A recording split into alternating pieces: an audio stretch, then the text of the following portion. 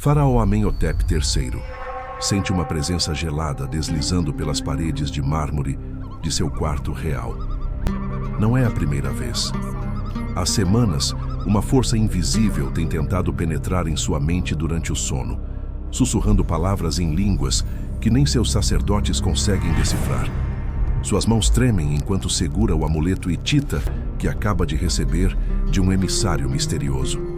O objeto pulsa com uma energia estranha, quase viva, como se soubesse exatamente o que está acontecendo.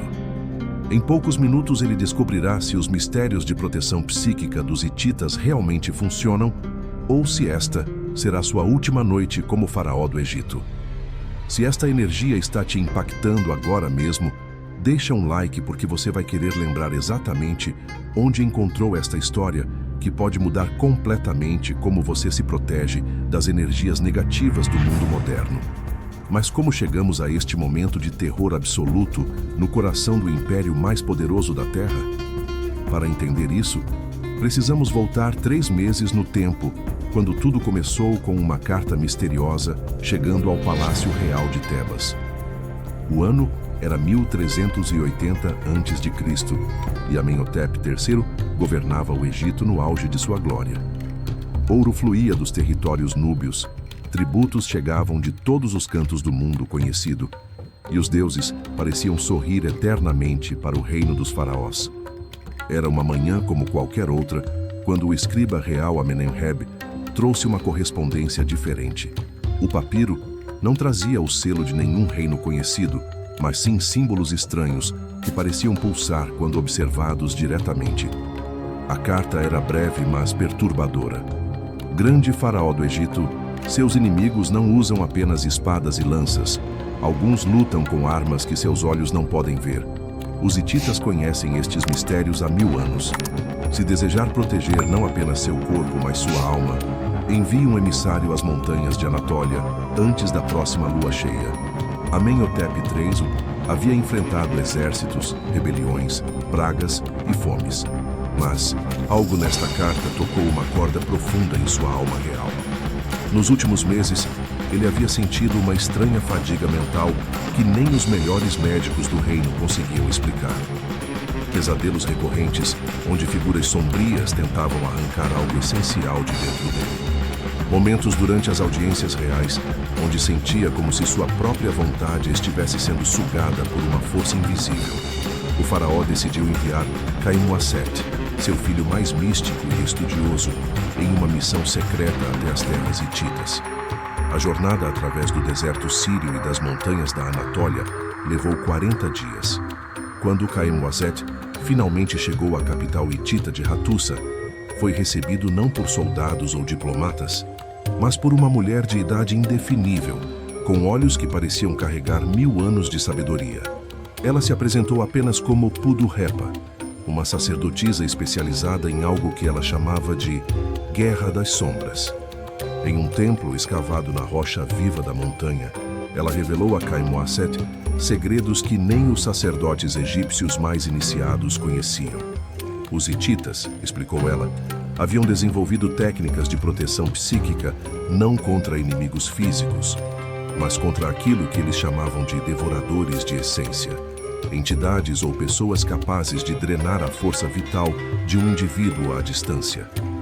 Seu pai, disse Pudu-Repa, com uma voz que ecoava estranhamente na câmara de pedra, está sendo atacado por alguém que aprendeu os segredos sombrios de Mesopotâmia. Há técnicas antigas, mais velhas que nossos próprios deuses, que permitem a uma pessoa drenar a vitalidade de outra através de rituais realizados em segredo. O faraó não está doente no corpo. Sua alma está sendo literalmente consumida. Durante 7 dias e 7 noites, Pudu-Repa ensinou a Khaimuasset os mistérios hititas de proteção psíquica. O primeiro segredo era o que eles chamavam de escudo de ferro mental, uma técnica de visualização onde a pessoa imaginava sua mente protegida por uma armadura feita do ferro sagrado das montanhas hititas. Mas não era apenas visualização. A técnica envolvia respirações específicas, posições das mãos e palavras de poder na língua hitita original que criavam, segundo Puduepa, uma barreira real no plano energético. O segundo mistério era ainda mais poderoso: o espelho da verdade hitita. Esta técnica permitia não apenas detectar quando alguém estava tentando influenciar sua mente, mas também refletir essa influência de volta para quem a enviava. Puduepa explicou que os hititas haviam desenvolvido esta proteção especificamente contra os feiticeiros babilônios, que eram mestres em manipulação mental à distância.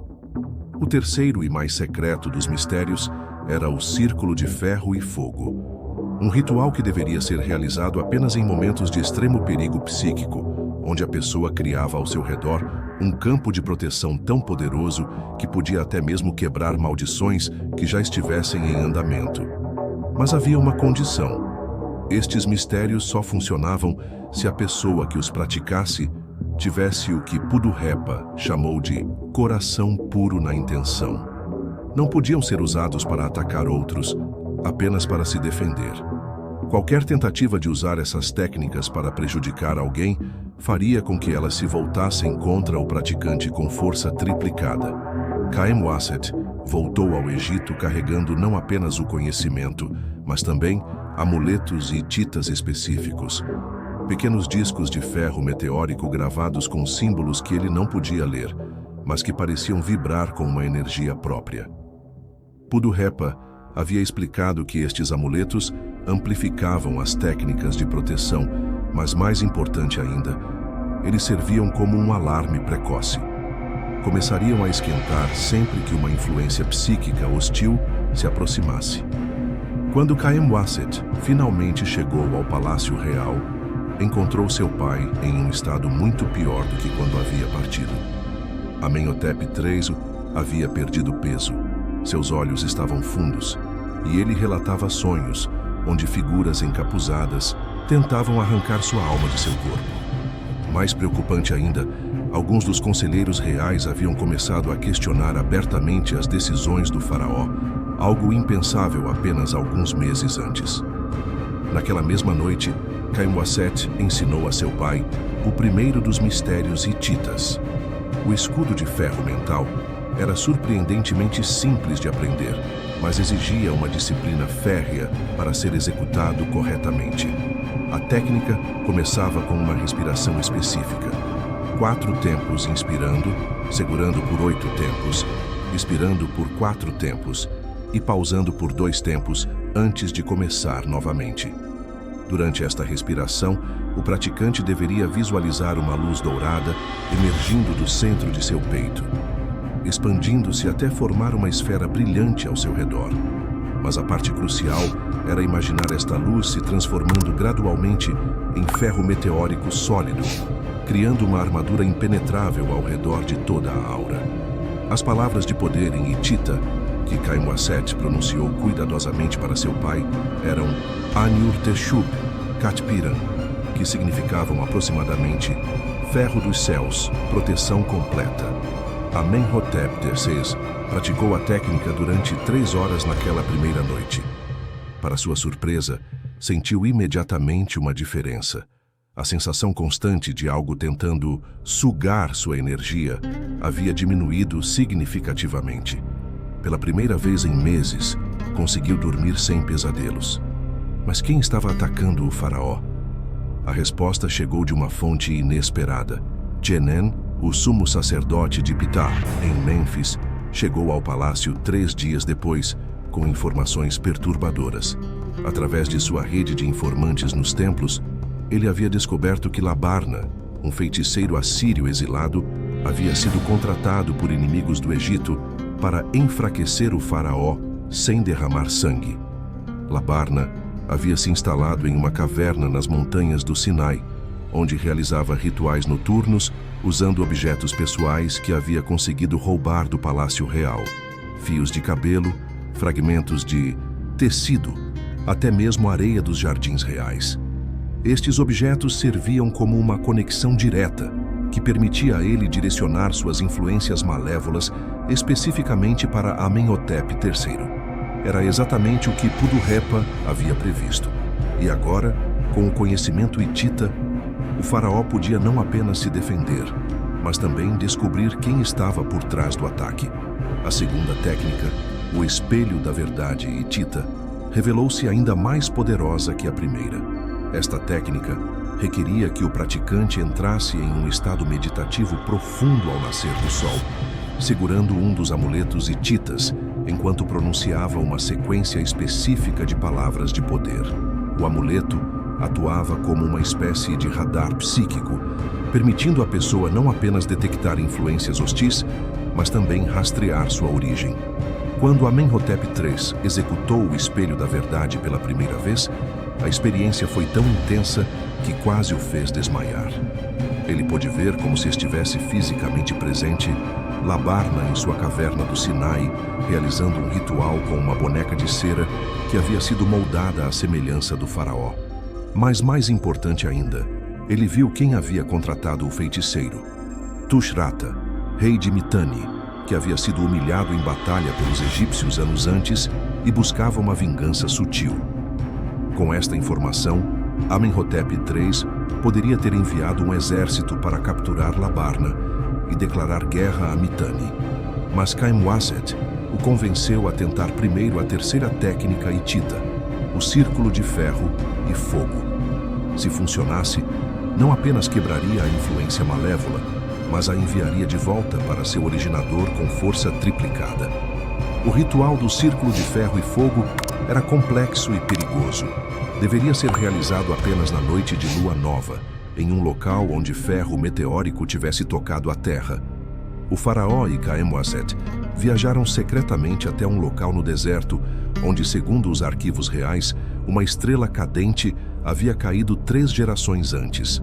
Ali, sob um céu negro cravejado de estrelas, eles criaram um círculo perfeito usando pó de ferro meteórico, misturado com areia do deserto. Amenhotep III se posicionou no centro, segurando os 3 amuletos hititas, enquanto Khaemwaset se mantinha fora do círculo, pronunciando as palavras de poder que Pudu-Repa havia ensinado. O que aconteceu a seguir foi algo que ambos carregariam na memória até o fim de suas vidas. Quando Amenhotep III pronunciou as palavras finais do ritual, Teshub Naku Aniur Parnas, Deus da tempestade proteja, ferro eterno. Uma coluna de luz prateada se elevou do círculo, visível mesmo contra o céu noturno. O faraó sentiu como se toneladas de peso invisível fossem removidas de seus ombros, e uma energia vital que não sentia há meses voltou a circular por seu corpo. Mas o mais impressionante aconteceu nos dias seguintes. Mensageiros chegaram de várias fronteiras do império, relatando que Labarna havia sido encontrado morto em sua caverna, aparentemente vítima de suas próprias práticas sombrias. Seus materiais rituais estavam destruídos, como se tivessem sido atingidos por um raio em pleno deserto. E 3 semanas depois, notícias chegaram de Mitanni. O rei Tushratta havia sofrido uma misteriosa enfermidade mental, perdendo completamente a capacidade de governar. O círculo de ferro e fogo havia funcionado exatamente como Pudu-Repa prometera. A influência malévola não apenas foi quebrada, mas retornou ao seu originador com força triplicada. Nos meses que se seguiram, Amenhotep III mandou expandir a rede de proteção. Khaemwaset viajou novamente às terras hititas, desta vez acompanhado por 12 dos sacerdotes mais confiáveis do reino. Todos aprenderam os mistérios de proteção psíquica, criando uma espécie de guarda invisível ao redor do faraó e de sua família. Mais importante ainda, eles descobriram que as técnicas hititas podiam ser adaptadas para proteger não apenas indivíduos, mas locais inteiros. O Palácio Real foi cercado por um campo de proteção permanente, usando cristais de ferro meteórico enterrados em pontos específicos ao redor da construção, criando uma barreira que tornava extremamente difícil qualquer influência psíquica hostil penetrar nos aposentos reais. Mas as aplicações mais fascinantes dos mistérios hititas foram descobertas quando os sacerdotes começaram a experimentar com as técnicas em situações cotidianas. Eles perceberam que o escudo de ferro mental era incrivelmente eficaz para se proteger de pessoas manipuladoras nas cortes reais. Conselheiros que antes conseguiam influenciar as decisões do faraó através de argumentos emocionalmente carregados, perderam completamente essa capacidade quando ele estava protegido pela técnica hitita. O espelho da verdade revelou-se útil para detectar mentiras e intenções ocultas durante negociações diplomáticas. Embaixadores de reinos rivais que chegavam com propostas aparentemente benéficas, mas escondendo armadilhas, eram imediatamente identificados quando o faraó utilizava esta técnica durante as audiências. E mais surpreendente ainda, alguns dos sacerdotes descobriram que podiam usar uma versão modificada do círculo de ferro e fogo para curar pessoas que haviam sido vítimas de influências psíquicas malévolas. Casos de loucura súbita, que antes eram considerados incuráveis, começaram a responder ao tratamento quando os sacerdotes identificavam que a causa era, na verdade, uma interferência externa na mente da pessoa. Durante os 20 anos seguintes de seu reinado, Amenhotep III nunca mais sofreu qualquer tipo de ataque psíquico bem-sucedido. A palavra dos mistérios hititas se espalhou discretamente entre os faraós aliados, criando uma rede de proteção que se estendeu por todo o mundo antigo. Outros governantes enviaram seus próprios emissários às terras hititas, buscando aprender as mesmas técnicas que haviam salvado o Egito. Pudu-Repa, a sacerdotisa hitita, tornou-se uma figura lendária, procurada por reis e rainhas de todo o Mediterrâneo. Ela estabeleceu uma escola secreta nas montanhas de Anatólia, onde apenas os mais dignos podiam aprender os mistérios completos de proteção psíquica. A condição permanecia sempre a mesma: coração puro na intenção, uso apenas para defesa, nunca para ataque. Os hititas desenvolveram ainda técnicas mais avançadas que foram ensinadas apenas aos iniciados mais dedicados. O manto da invisibilidade psíquica permitia a uma pessoa se tornar completamente indetectável para qualquer tentativa de influência mental remota. O olho que tudo vê dava a capacidade de perceber não apenas ataques diretos, mas também de identificar quando alguém próximo estava sendo alvo de influência malévola. E existia uma técnica final, conhecida apenas por um punhado de mestres, o chamado dos protetores ancestrais. Esta prática invocava a proteção espiritual dos antepassados mais sábios da linhagem da pessoa, criando uma defesa tão poderosa que nem mesmo os feiticeiros mais experientes conseguiam penetrar. Mas talvez a descoberta mais importante tenha sido que estas técnicas não exigiam nenhum talento especial ou nascimento privilegiado. Qualquer pessoa, independentemente de sua posição social, podia aprender e praticar os mistérios hititas de proteção psíquica. A única exigência era a dedicação para praticar as técnicas regularmente e a sinceridade de coração para usar o conhecimento apenas para fins benévolos. Registros descobertos em Hattusa, séculos depois, revelaram que os hititas haviam desenvolvido estas técnicas em resposta a uma era de guerra psíquica que havia devastado o mundo antigo durante o segundo milênio antes de Cristo. Civilizações inteiras haviam aprendido a usar influência mental como uma arma, e os hititas foram forçados a desenvolver defesas correspondentes para sobreviver. Eles descobriram que a mente humana, quando adequadamente treinada e protegida, era na verdade muito mais poderosa que qualquer tentativa de influência externa. As técnicas de proteção não apenas defendiam contra ataques, mas fortaleciam enormemente a clareza mental, a intuição e a capacidade de tomar decisões sábias do praticante. Os mistérios hititas ensinavam que cada pessoa possuía o que eles chamavam de fogo interior, uma fonte de poder espiritual que, quando adequadamente despertada e protegida, tornava a pessoa praticamente invulnerável a qualquer forma de manipulação ou influência negativa. Este fogo interior podia ser alimentado através da prática regular das técnicas, da vida ética e da conexão com propósitos maiores que o benefício pessoal. Para as pessoas modernas, estas técnicas antigas mantêm uma relevância surpreendente. Vivemos numa era onde a influência psicológica e a manipulação emocional são utilizadas constantemente através da mídia, da publicidade e até mesmo em relacionamentos pessoais.